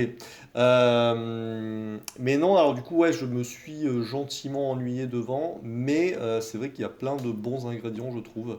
Notamment, c'est vrai que, comme disait Arwan, des films sur la Seconde Guerre mondiale, on en a plein. Déjà, des films français sur la Seconde Guerre mondiale, on en a moins. Des films sur la résistance française, on en a quand même pas des masses, quoi. Enfin, je pense qu'en cherchant, on peut trouver. Mais c'est vrai que c'est pas les plus connus. Donc, du coup, déjà, ce concept-là, l'originalité fait que moi, ça me plaît. Et enfin, je veux dire, c'est un détail, mais pas tant que ça, mais je trouve que le titre est super stylé. Je trouve que L'Armée des Ombres, c'est un titre qui pète sa race. Peut-être parce que les mots armée et ombre, c'est deux mots qui tu le mets dans un titre, ça passe bien. Et là, les deux ensemble, je trouve que c'est vraiment stylé. Et en plus, je trouve que ça représente bien le film, en fait. C'est pour ça aussi que c'est encore mieux. Euh, mais voilà, pareil, moi, pour les acteurs, c'est des acteurs que je connaissais pas trop. Voilà, il y a des noms, alors, sachant que j'ai pas une culture de cinéma français très développée non plus. Mais bon, là, c'est vrai que Paul Meurice, je connaissais vite fait. Bon, Lino Ventura, évidemment, je connaissais. Mais c'est vrai que pareil, j'avais pas vu beaucoup de films avec lui. Et même actuellement, j'en ai pas vu des masses. Et j'ai presque envie de dire que j'ai vu celui-là et les Tontons Flingueurs, et je crois que c'est tout. Après, il en sort de moins en moins aussi, hein. Oui, c'est vrai, sa carrière depuis quelques années, on voit plus trop. Mais, euh, mais ouais, non, en fait, il me fait penser à. Je l'assimile un peu, alors que je sais pas, vu que je connais pas sa filmographie, je sais pas si c'est ça ou pas, mais c'est un peu. Je sais qu'il a fait de la boxe aussi un peu et tout, alors c'est peut-être pour ça que je l'assimile un peu à Belmondo. Il y a ce côté un peu caractère fort, gueule vraiment un peu dur, comme disait Michael. Et voilà, c'est un peu à lui que je l'assimile, mais sans savoir trop ce qu'il a fait. Donc peut-être qu'il a peut-être moins fait de comédie comme pourrait faire Belmondo, mais j'en sais rien. Donc voilà, et puis même ouais, le côté thriller un peu polar du film, très sombre et tout, c'est des ingrédients qui peuvent me plaire. Donc voilà, plein de bonnes choses, mais un rythme un peu bâtard qui m'a pas marqué, mais j'étais quand même content de le découvrir en tout cas. En vrai, ce que je peux rajouter sur le rythme, c'est vrai que c'est, si vous connaissez pas si vous connaissez pas le cinéma de Lino Ventura, Ok. c'est que c'est vrai que le rythme des films des années 70, là c'est 69, mais le film des années 60-70 est quand même beaucoup plus lent que c'est vrai que le cinéma Oui, actuel. Et du coup, c'est vrai que là où quelque chose peut être sobre ou posé, nous paraît plus lent parce que déjà le film il a 50 ans.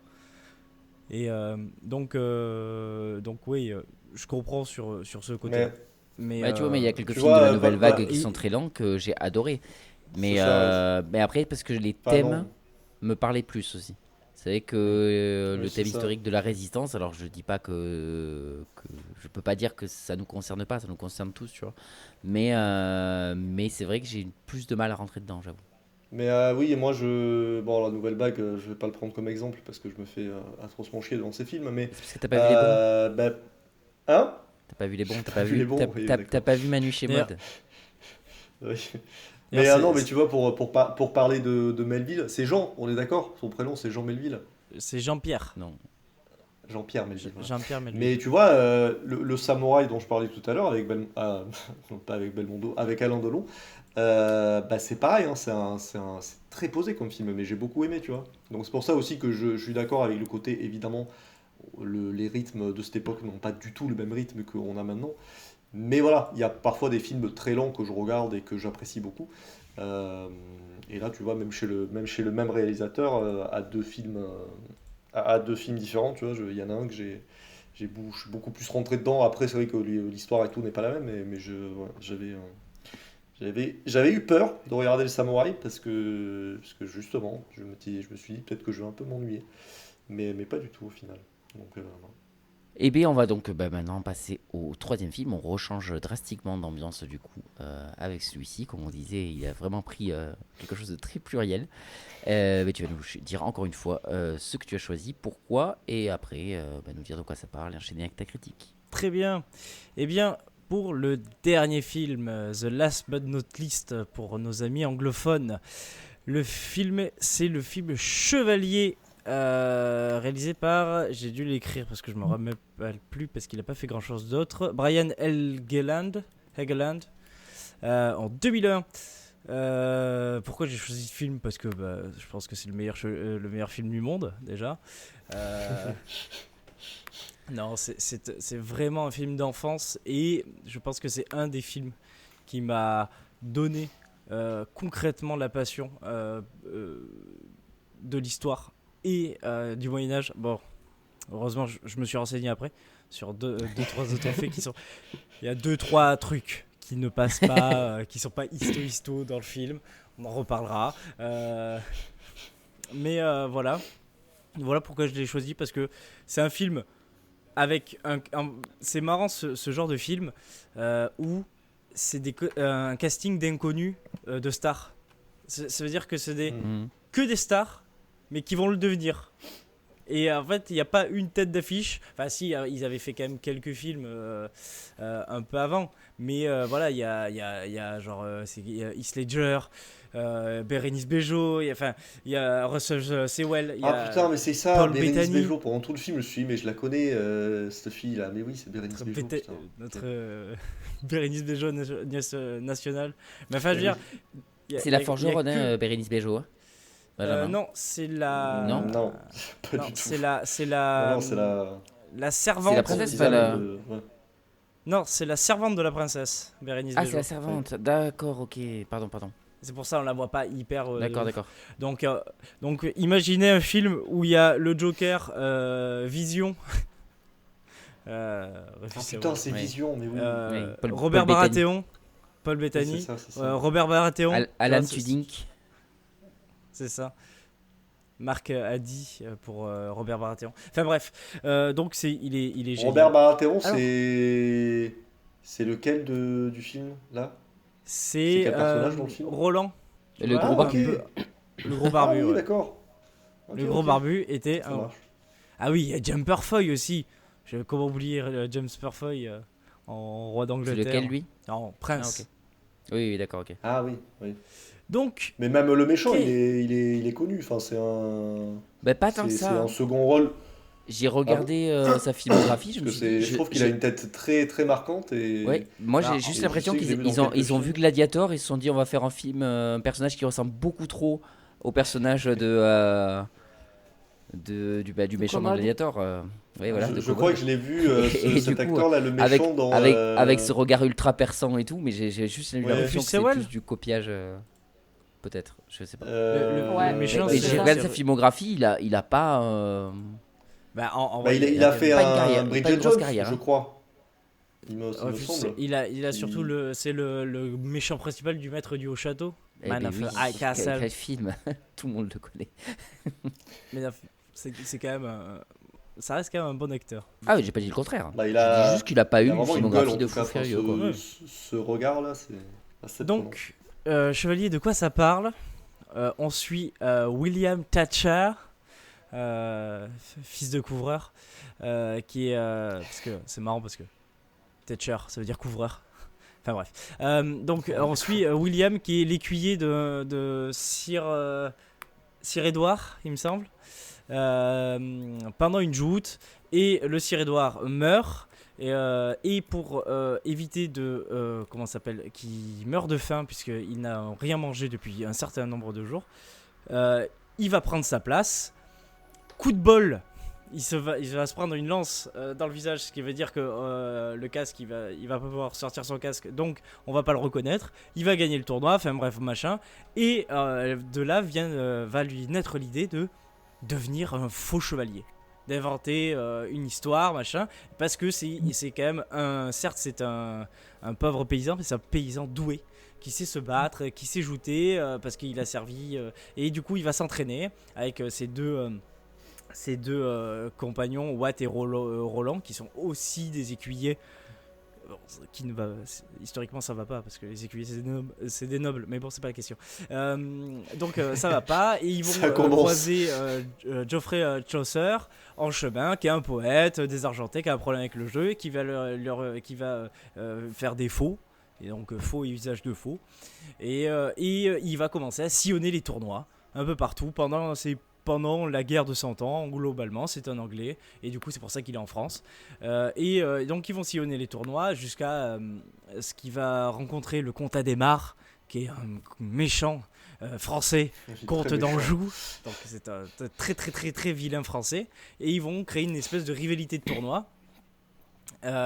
Et au milieu, il va tomber amoureux de Jocelyne, la belle Jocelyne, une dame, on ne sait pas ce qu'elle est, on ne sait pas ce qu'elle fait là, qui est habillée en chadelle, qui est quand même plutôt rare au XIIIe siècle. Et du coup, il y a cette espèce de guerre d'ego où On lui, peut pas il est en s'en mode- empêcher, hein, c'est fou. Exact. Et lui, où il a un mode un peu gros kéké, j'ai gros cheval, moi, gagné plein de tournois. Adhémar qui a mode non, moi c'est moi plus fort. Lui qui essaie de choper Jocelyne. Adhémar qui fait j'ai des sous, c'est moi qui vais choper Jocelyne. Après lui il part faire la guerre. William qui se fait appeler Sir Ulrich von Liechtenstein d'une guerre d'Irlande. Parce qu'il peut pas jouter avec son vrai nom de paysan. En gros, c'est l'histoire de il veut changer son étoile, c'est la phrase du film. Il va changer son étoile, et il y a plein de péripéties. Il va rencontrer le prince Édouard d'Angleterre, je crois que c'est Édouard III. Il va quand même jouter, et en fait au final il va se faire découvrir comme quoi en fait c'était pas un vrai noble. Du coup Adhémar, vu qu'il n'arrive pas à le battre parce qu'il est vraiment trop fort, et il a décidé de découvrir que c'est pas un vrai noble. Du coup il le fait arrêter, mais surprise, le prince Édouard, qui le trouve super cool quand même, il dit ah mais en fait on n'avait pas vu, on a retrouvé un peu dans les placards, il y avait un texte qui disait qu'en fait il est noble, et si vous me croyez pas, ça veut dire que vous êtes contre la couronne d'Angleterre. Du coup tout le monde le croit. Et du coup il peut quand même jouter, et il bat Adhémar, et il épouse Jocelyne, et tout va bien. Mais l'Angleterre perd quand même la guerre de 100 ans, c'est le petit hic de l'histoire. Mais il finit quand même avec la belle Jocelyne, et tout va bien, et ce film est génial. C'est vrai que, heureusement que tu conclus par ça, parce qu'on dirait que tu te fous de la gueule du film pendant tout le long. Et je trouve ça trop bien que tu relèves, enfin, tu en parles comme ça, mais pour dire que tu adores ça aussi, quoi. C'est rigolo. Mais oui, parce qu'en fait, c'est vrai que. En fait, j'ai un problème avec ce film. C'est que je vois les choses qui vont pas et j'arrive pas à voir ce qui va pas, en fait. Et du coup, je me dis, bon, il y a ça qui va pas et je me dis, non, ça va très bien. Du coup, moi, ce que j'aime vraiment avec ce film, c'est que c'est un film. Je sais pas, c'est plaisant, tu décompresses dans ce film, il est bien, les répliques sont cultes. Alors moi je suis désolé encore une fois, allez voir le podcast VO versus VF. Je l'ai vu en VF, et je ne l'ai vu qu'en VF, mais même en VO il est incroyable. Et moi ce film c'est vraiment un doudou pour 3 grosses raisons. La première, c'est des chevaliers. Et des histoires de chevaliers, il y en a. Des histoires de sport au Moyen-Âge, parce que ce n'est que de la joute. Des histoires de joute au Moyen-Âge, où c'est qu'une histoire de sport, c'est ultra rare. Je crois que c'est le seul, je pense. Ouais, c'est ce que j'allais dire, c'est pas le seul, parce que vraiment, j'ai jamais entendu parler d'un autre film qui fait ça, quoi. Donc, Il y a un film où c'est des mecs en moto qui font des joutes, mais je sais plus le nom de ce film. Faudrait que oui, je sais que tu l'as, on l'a vu ensemble. Donc c'est très très rare et c'est hyper intéressant, honnêtement, de se rappeler qu'il y a pas mal de chevaliers, en fait, ils passaient leur vie en tournoi pour gagner des thunes. Donc ça, c'est hyper intéressant. Ça reste quand même une comédie médiévale qui est pas non plus hyper répandue. Alors certes, il y a plein de trucs qui vont pas historiquement, mais ça passe. Bah, pourtant, on est bien d'accord que ça vient réellement de cette époque-là, oui, le Rocky ou non? Bah oui. Bah, ils le font à la trompette. Ouais, c'est ça. La trompette fait le bruit de la guitare. Oui, les mains, ouais.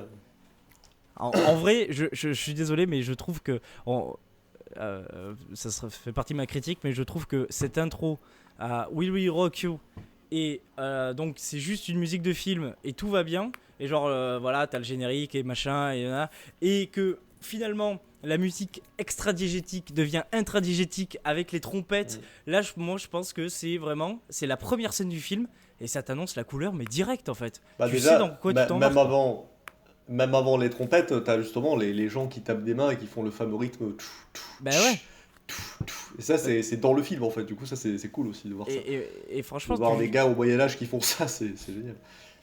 Tu sais dans quoi tu t'embarques. Et la troisième chose de pourquoi ce film, les punchlines. Putain, c'est un film à punchline. Il y a plus de punchlines dans ce film que dans n'importe quel film de braquage, dans Ocean Eleven, dans un Gentleman. C'est que des punchlines. Et j'adore ce film. Voilà, je pense que ma critique est assez objective. Non, mais t'as raison. Bon, voilà. Et en fait, le Moyen-Âge est un prétexte, mais c'est un film de. Bon, il y a ce côté un peu états-unien de. Allez, tu peux changer ton étoile. Mais il y a vraiment un côté sportif. Et c'est vraiment un truc, genre. C'est un film de bagnole, mais avec des chevaux, quoi. Enfin, je sais pas quoi. C'est genre, regarde, c'est quoi le dernier? C'est Le Mans. Le Mans et Chevalier, c'est les mêmes. Sauf qu'il y en a un, il est en armure. Et ce film est très drôle. Voilà, ça sera la fin de ma critique parce que c'est incroyable. Benjamin. Oui, alors déjà, moi je l'avais vu moi il y a très longtemps. Il était passé pendant des vacances de Noël à la télé. Je sais plus, je l'avais vu chez mes parents, voilà. Donc j'étais petit, mais c'était quand même quelques années après sa sortie, hein, donc c'est peut-être plus 2010, quelque chose comme ça. Donc ça fait longtemps. Et c'est vrai que j'en avais un bon souvenir de moi, gamin, qui regarde ce film un après-midi des vacances de Noël. Franchement, c'était un bon souvenir que j'en avais sans forcément que ça m'ait marqué. Donc du coup j'étais content de le revoir, surtout que voilà, ça fait depuis que je connais Erwan, évidemment, à partir du moment où tu connais Erwan, tu entends parler de ce film régulièrement. Et donc voilà, j'étais content de me refaire un avis, sachant que, petite chose, le titre en VO c'est A Knight's Tale, donc conte de chevalier. Et c'est ça en fait, c'est vraiment un conte ce film, et on assume le côté conte, et on te dit pas Franchement, c'est ça, comme dit Erwan, à partir du moment où le film se passe au Moyen-Âge et ça commence avec un public qui fait We Will Rock You avec ses mains et ils finissent par faire une hola. Bon, là, le film te dit, voilà, tu vas avoir un conte qui n'est pas, faut pas que tu cherches c'est pas un film où les faits vont être dans un livre d'histoire. Non, ça reste un film. Je te raconte une histoire. Je te raconte une histoire un conte de fées. Enfin, sauf qu'il n'y a pas de fées, mais je veux dire, il y a des princesses. Il y a un chevalier qui est pas un chevalier. Il y a un peu un côté Aladdin là aussi. J'ai trouvé pas le parallèle par rapport à ça. Du mec un peu clochard qui se fait une réputation alors qu'il n'a pas vraiment le sang noble, mais au final ça devient un noble parce que la vie elle est belle.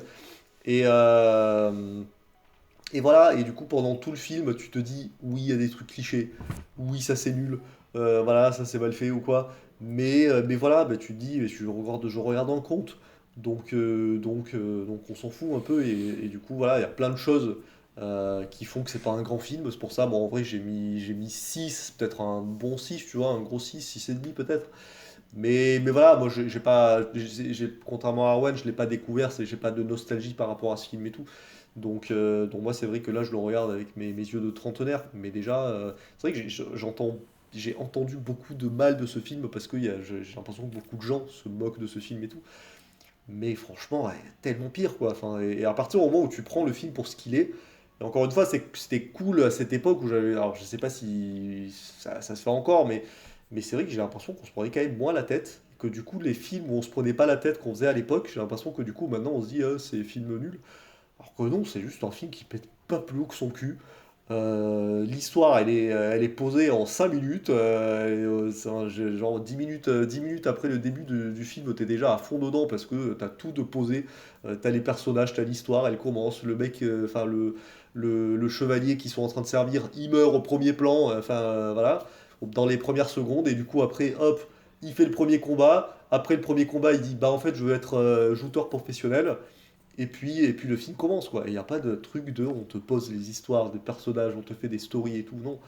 Et du coup, c'est ultra rapide. Et alors moi, j'ai vu le fichier que tu m'as prêté, Michael, devait être la version longue, parce que moi, du coup, je n'ai pas vu ton fichier parce que c'est du 2160. Et du coup, je voulais faire le test et je me disais, tiens, est-ce que du 2160 ça passe sur mon PC? J'ai la réponse maintenant, non. Voilà. Ah, Donc du coup, j'ai pas pris ton fichier, mais je l'ai trouvé en streaming. Et du coup, moi, la version que j'ai vue faisait 2h15.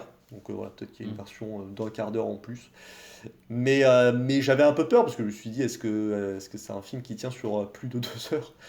Et alors, peut-être que vers la fin, voilà, ça tirait un peu sur la longueur et j'allais dire j'ai décroché, c'est un grand mot. C'est juste que voilà, faut pas que ce soit plus long, quoi. Mais franchement, voilà, je me suis pas ennuyé une seule seconde.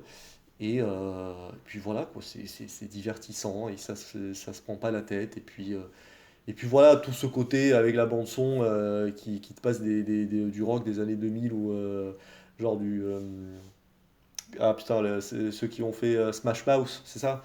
Ceux qui ont fait la musique de Shrek là. Donc voilà, il y a eux, il y a plein de musiques comme ça, du rock, et puis il y a plein de scènes assumées aussi par rapport à ça, enfin le côté où ils commencent à danser une danse médiévale et après ça part en rock avec les guitares électriques et tout. Voilà, c'est très marrant et après ils se mettent à danser en mode danse pas du tout médiévale et contemporaine et voilà, donc ça c'est cool quoi. Et en fait c'est ça, t'as vraiment ce côté où tu sens presque que t'as presque l'impression que c'est un livre que tu as sorti à ton gosse et tu lui racontes une histoire, mais tu mets un peu à ta sauce derrière, quoi. Et c'est ça que je ressens un peu dans ce film. Donc voilà, c'est cool. Bon, pareil, hein, il y a plein de choses clichés. C'est vrai que la romance, elle est un peu chiante voilà, mais c'est une romance parce qu'on était obligé de faire ça à cette époque-là, avec des romances un peu partout et tout. En plus, là, c'est vrai qu'il y a ce côté encore plus conte. Donc il y a forcément la princesse et le prince et tout. Donc ça c'est encore c'est dans le cahier des charges quoi. Mais voilà bon c'est pas le point le plus intéressant pour moi du film. Mais bon enfin, ça ne gâche pas non plus le film. Sachant que la fille en question je la trouve pas hyper intéressante ou hyper attachante ou quoi spécial. spéciale dédicace au moment où elle dit prouve-moi que tu m'aimes. Je fais quoi pour te prouver que je t'aime? Père. Et du coup, pendant tout le film, pendant tout le tournoi, après, là, oh là là, il m'aime tellement, il est en train de perdre et se faire défoncer la gueule. Pour moi, c'est beau. Et je fais, mais non, connasse, c'est pas beau du tout, c'est pas bien. Et justement, après, pour lui dire, après, après qu'il soit en PLS avec ses deux bras, qu'il ait les épaules déboîtées et tout, qu'il dit, allez, maintenant, si tu prouves que tu m'aimes, eh bien, faut que tu gagnes, mais meurs, en fait. Voilà, donc c'est un moment qui m'a un peu énervé. Mais bon, à part ça, ça reste un film, ma foi, fort sympathique. Et En je plus, peux comprendre que quand tu le découvres quand t'es petit, ça doit t'attacher encore plus, quoi. en plus, pour rajouter au compte, Adhémar est littéralement le chevalier noir, puisque son armure est peint en noir Oui, oui, c'est vrai. de C'est la vrai, tête ça. aux pieds, quoi. Mm. Son cheval est noir, son armure est noire, tout est noir, quoi. Oui, oui, oui, bah oui, oui. Cassandre. Alors déjà, j'ai trouvé le film sympathique. Non, franchement, je trouve que c'est le genre de film que tu regardes et qui, effectivement, tu passes un bon moment aussi. Après, c'était sûr que c'était un film. Ça, franchement, je l'ai vu, je me suis dit, c'est un coup de cœur d'enfance, ça. Ça se sent. On sent les veines là, du film que t'as kiffé gamin et où t'as perdu toute objectivité adulte juste parce que la nostalgie t'accroche. Mais après, ça aurait complètement pu me le faire. Hein. C'est juste que c'est un film qui s'inscrit bien dans son époque, quoi. Et l'époque de sa sortie, j'entends, pas celui de. Du coup, après, pour le côté. Bon, le film assume tellement son uchronie que, pareil, je vais pas parler de tous les détails que vous avez déjà cités, parce que c'est plutôt évident que le film se prend pas la tête là-dessus, et justement, il l'assume tellement que ça fait partie de la démarche, quoi. Justement, j'ai même trouvé ça un peu timide. Je me suis dit, j'aurais presque voulu qu'il pousse le délire plus loin que 2-3 chansonnettes et 2-3 coiffures ou tenues un peu bariolées, quoi. Je veux dire, j'aurais préféré même quelque chose d'encore plus assumé, peut-être. Après, voilà, il l'a fait Genre doser, il l'a fait 2 heures doser, moins le c'est quart pas... avant Jésus-Christ. Euh, Non, mais c'était une C'est blague, un peu pardon. too much, quand même. Non, franchement, voilà, ça restait un visionnage sympa. Après, ah oui, ça m'a fait aussi rire parce que comme c'était le seul film vraiment médiéval du lot, et qu'on avait eu le fameux débat sur le respect historique, quand j'ai commencé ce film, j'étais en mode genre, enfin, je m'attendais pas à ça, quoi. Donc, Et comme entre quoi, il ce est que plein de j'attendais. surprises, notre Erwan. C'est à ce moment-là que tu te Ah, dis, mais- mais en fait, peut-être qu'il est complètement con et qu'il comprend rien à l'histoire, en fait. Non, c'est à ce moment-là que je me suis dit que c'était un coup de cœur d'enfance. Parce que sinon, je me suis dit, il y a une contradiction un peu trop assumée, tu vois, là, entre... J'aimerais que tous les films respectent l'histoire, et que tu choisisses celui-là en mode j'adore, il fallait qu'il y ait un contexte pour expliquer cette contradiction. Alors, Du- pour sa défense, c'est quand les films se revendiquent, j'essaie d'être au plus proche de l'histoire et qu'ils le sont pas assez, c'est là que ça le saoule un peu. Mais les films qui se revendiquent pas comme celui-là, justement, bah, il s'en fout du coup. Ouais, c'est vrai, mais disons qu'il a fallu que j'attende encore un peu plus longtemps pour vraiment comprendre. Disons que dès le début, ça sentait que c'était pas cohérent, et c'est vrai que c'est à partir des chansons rock que t'es en mode genre, ok, Ouais, c'est ça. là il y a du Queen, c'est voulu, c'est vraiment quelque chose d'assumé. Donc j'étais pas sûre tout de suite que c'était assumé. Il a fallu Ouais. un petit temps pour que ça devienne évident. Je trouve que dans ce côté-là, pareil, je trouve qu'il y a des petits trucs qui m'ont fait vaguement penser au délire un peu de la vibe un peu de Shrek. Tu vois, de ce côté-là, conte de fées, mais avec des trucs hyper rock des années 80 et tout. Ça m'a fait Ouais, penser à grave. des trucs comme ça, un peu avec The Boys. Enfin, quand il arrive à Londres, là, où il y a toute la musique rock, là, The Boys Are Back in Town. Ouais, voilà. Et du coup, il y a tout ce truc où il est acclamé et tout. Il y a le petit, Il y a- où il se revoit un peu quand il est petit lui aussi. Et dans Sofia les yeux Coppola de qui avait fait l'enfant. ça aussi, avec Marie-Antoinette, qui s'est amusée à Ouais, mettre mais vachement de trucs modernes dans le film. Oui, c'est avec, ça. Bah, il y a les fameuses converses qu'on voit dans un plan de Marie-Antoinette, par exemple. Ouais. Du coup, donc voilà, vraiment je précise que le visionnage a été très sympathique, que dans son ambiance un peu conte de fées, tout ça, c'est quelque chose que j'ai apprécié. Après, on va partir sur le détail où je pinaille un peu plus.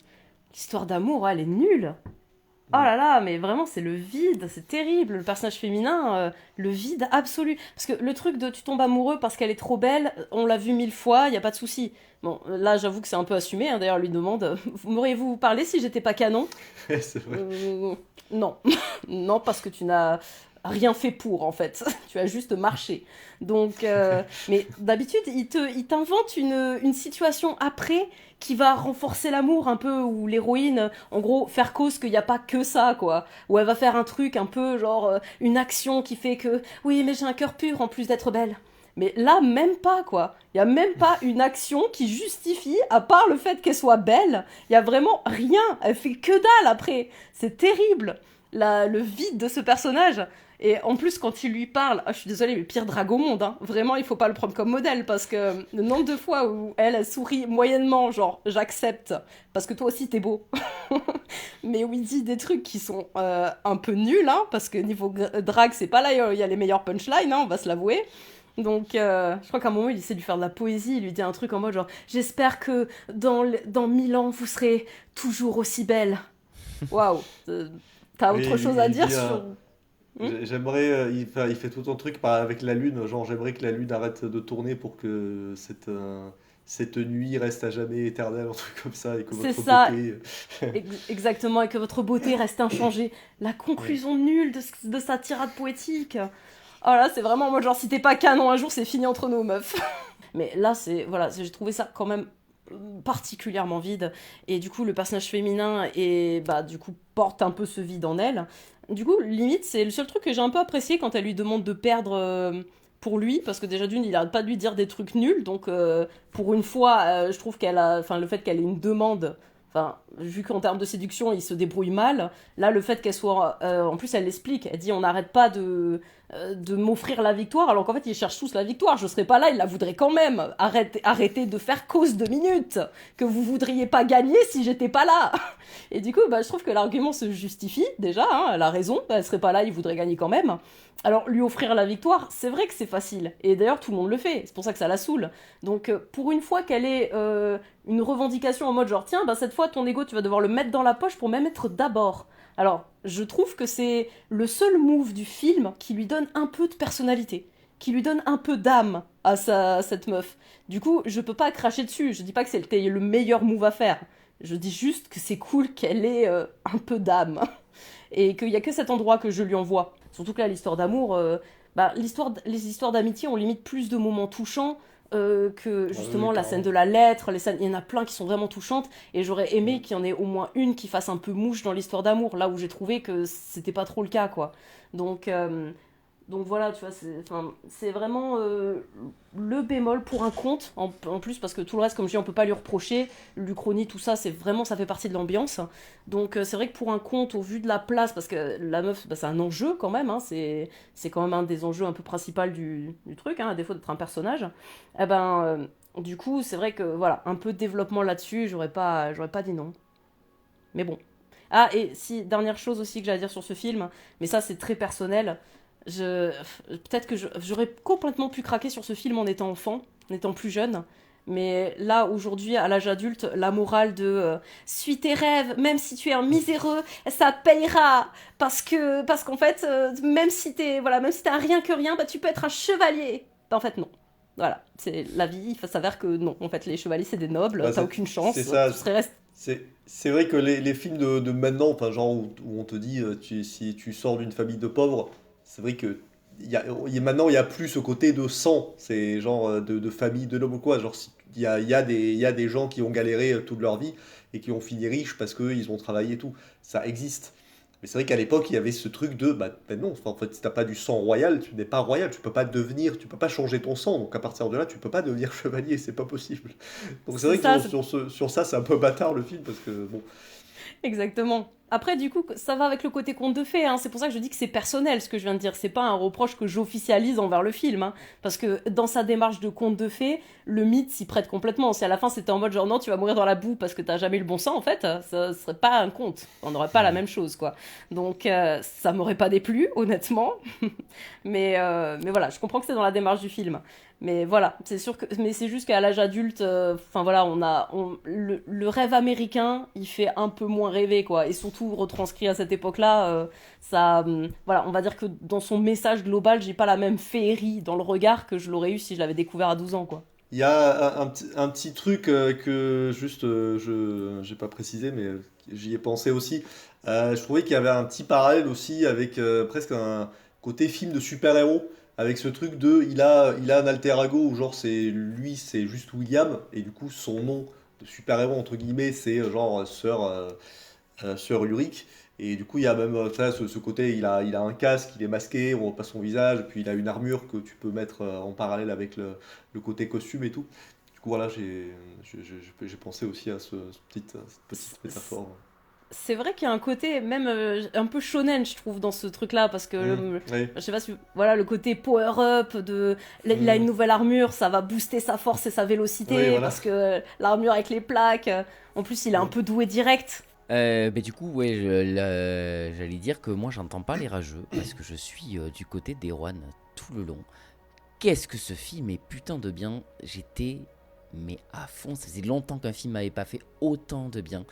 Mais vraiment, hein, c'est un film qui m'a fait du bien. J'avais envoyé un message à Benjamin juste avec moi en train de sourire comme un con en disant moi pendant tout le long devant Chevalier quoi.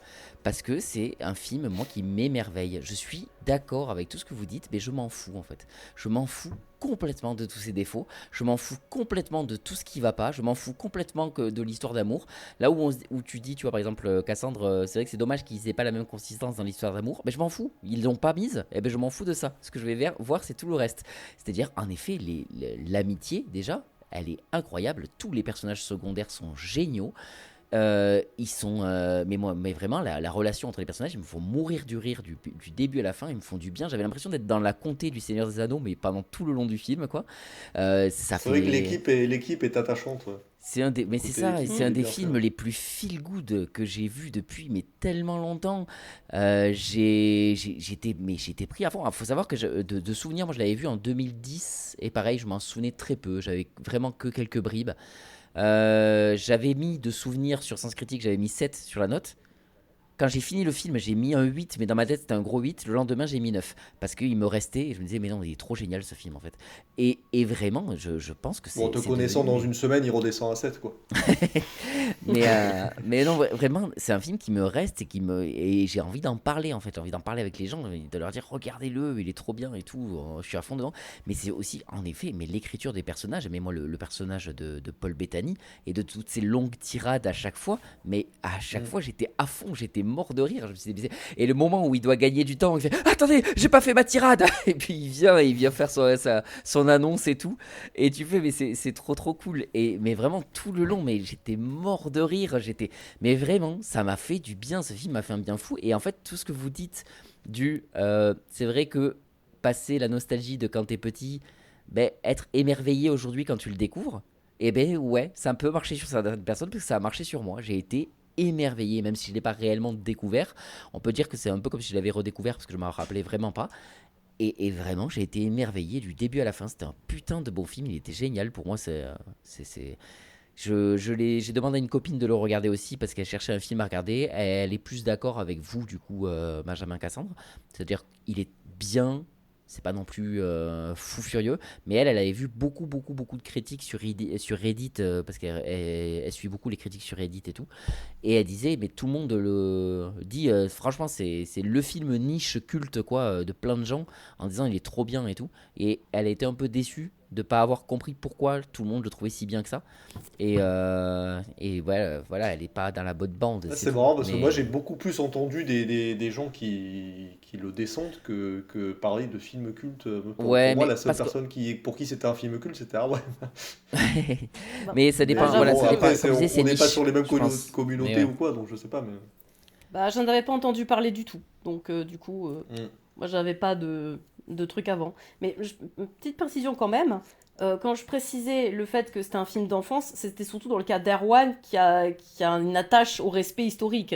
C'est ça Ah qui oui, m'a oui, fait d'accord, me pardon. dire qu'il avait dû Hmm. craquer pour ce film enfant. Je dis pas que Oui, c'est un ok. film où tu peux que craquer dessus enfant. Après, moi, ce que j'ai rajouté, c'est que moi, j'aurais craqué peut-être enfant. Mais Oui, d'accord, ok, qu'aujourd'hui, je vois je ce que tu veux dire. suis Ouais.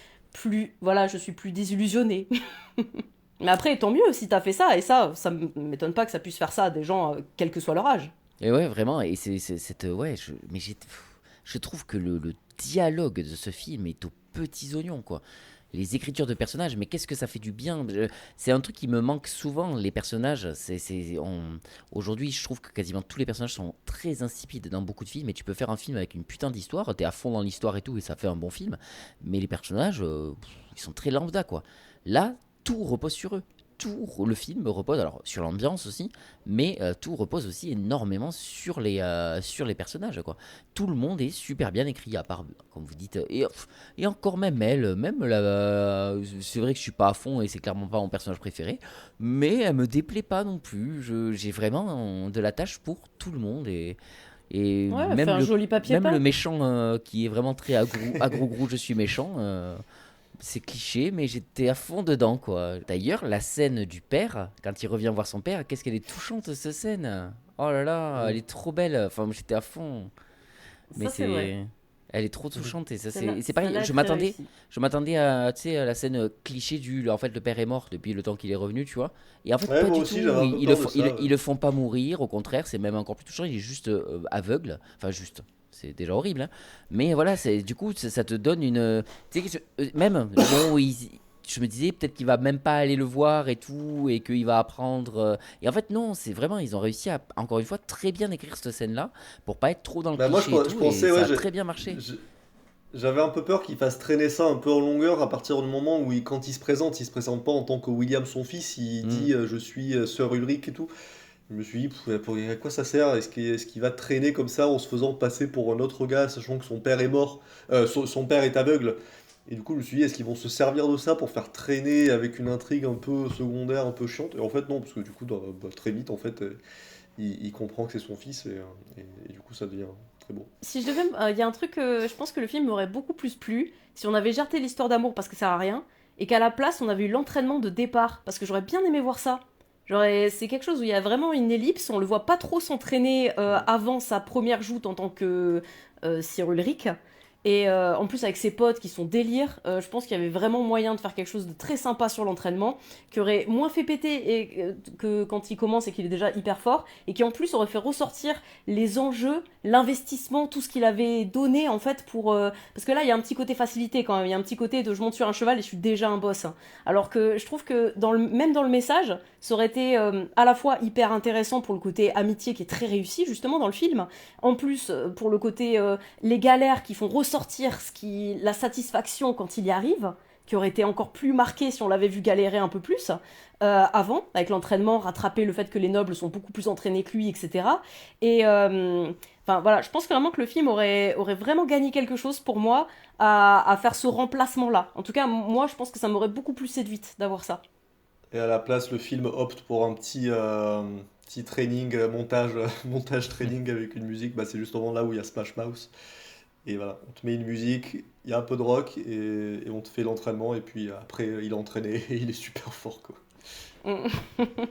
C'est vrai quand même le côté entraînement, même pour le message, parce que le message se veut miser sur un peu le côté transfuge, mais sauf que du coup en plus là il a vraiment misé sur un talent de départ puisqu'il montre pas de galère particulière, et le fait qu'il soit fort à la fois à l'épée et qu'après il devienne le meilleur en joute, enfin pour un gars qui est un miséreux quoi, qu'en plus son maître l'a jamais laissé vraiment essayer, il servait de cible avant, donc même avec le chevalier d'avant il a pas d'entraînement. C'est vrai qu'au moins une petite partie entraînement pour accentuer le côté mérite, et comme j'ai appuyé la satisfaction de départ quand il y arrive, je trouve que ça aurait pas été déconnant quoi, ça aurait été sympa. Et pareil, moi, il y a un petit truc que j'ai trouvé aussi intéressant, mine de rien, c'est le côté, il y a une petite, alors ça dure pas, ils font pas un exposé sur les règles de la joute, mais il y a juste un petit dialogue où, du coup, c'est justement le méchant là, Adhémar, qui donne les quelques règles de points et tout, et c'est vrai que bah, moi, enfin, qui connais rien au Moyen-Âge ou quoi, et encore moins à la joute, pour moi, c'est vrai que j'avais un peu cette image de gros bœuf avec deux mecs qui se foncent dessus avec un bâton, et celui qui tombe, il a perdu, quoi. Mais en fait, non, il y a vraiment des touches de haut niveau. Si tu touches la tête, t'as un point. Après, il y a un truc de 2 points. Après, tu peux toucher l'autre, mais s'il tombe pas de son cheval, il y a quand même un point où c'est égalité et tout. Et du coup, c'est vrai que je me suis dit, bah oui, en fait, c'était un vrai sport, en fait, avec des vraies règles, et c'était pas juste des Mongols qui se fonçaient dessus, quoi. Donc ça, c'était D'ailleurs, intéressant aussi. D'ailleurs, ce que tu dis, ça me rappelle un truc, c'est par rapport à la princesse Jocelyne. Enfin, du coup, il y a quand même. J'avais oublié ça, mais c'est vrai quand même que le truc de perdre, j'aime bien le move, comme je dis, ça lui donne de la personnalité, mais en vrai, enfin je veux dire, c'est tellement pas à faire. Je veux dire, à chaque fois, il peut mourir. Lui, il encaisse là comme ça, mais un fragment, et il peut mourir à chaque fois. Et c'est vrai que cette dimension-là, ça aide pas à ce que le seul move qu'elle ait, ça soit du fait qu'il... Mais enfin, lui aussi, c'est surtout ça, moi, qui m'a énervé envers elle, parce que c'est vraiment, à la fin, il se fait remettre les épaules en boîte, en place et tout, avec des machines de torture de l'époque ou quoi, où je sais pas, il lui tord le bras et tout pour lui remettre le bras en place ou je sais pas quoi, et tu fais, mais oui, enfin, comme tu dis, c'est dangereux pour sa vie, en fait, il peut mourir là, ton mec. Mais bon, je mets quand même la nuance que lui aussi, c'est un kéké, parce qu'il aurait pu se désister à chaque fois. Oui, carrément. Et c'est quand même fou de voir ce film maintenant en te disant que le personnage principal de ce film, c'est quand même le Joker. Et tu fais waouh, c'est pas un fossé qu'il y a entre les deux rôles. Là. C'est un ravin, quoi. C'est fou. Eh ben, très bien. On va conclure maintenant. Donc, c'est quand même une très bonne sélection. Hein. Franchement, ça a plu à tout le monde, tous les films en fait. Même si c'est pas toujours au top niveau. On reste quand même sur quelque chose qui a plutôt plu, quoi. Donc c'est trop cool. Donc bravo Erwan, parce que c'était pas aussi facile avec la carte blanche de Cassandre, je t'avoue. J'ai pas cherché un truc qui vous plairait, j'ai cherché un truc qui vous ferait découvrir quelque chose. Exactement, et ça a marché totalement. En tout cas sur moi ça a vachement marché. Mais je parlais surtout de la part de Jérémy qui a beaucoup moins aimé. Mais ça reste que voilà, j'ai beaucoup apprécié. Je suis vraiment très content de la sélection que tu nous as donnée. La prochaine carte blanche, ce sera celle de Lionel. Voilà, donc il m'attend de savoir les films qu'il aura choisis. Et je vous souhaite donc à tous une très bonne soirée, une très bonne journée. Et je vous dis à la prochaine. Bisous les copains. À la prochaine, bisous. Ciao. Ciao. Bisous. Hop. Et on n'oublie pas les cinéphiles, si ce podcast vous a plu, vous pouvez en parler autour de vous et le partager. Et pour nous soutenir, vous pouvez laisser 5 étoiles, un avis et vous abonner. Allez, la bisette.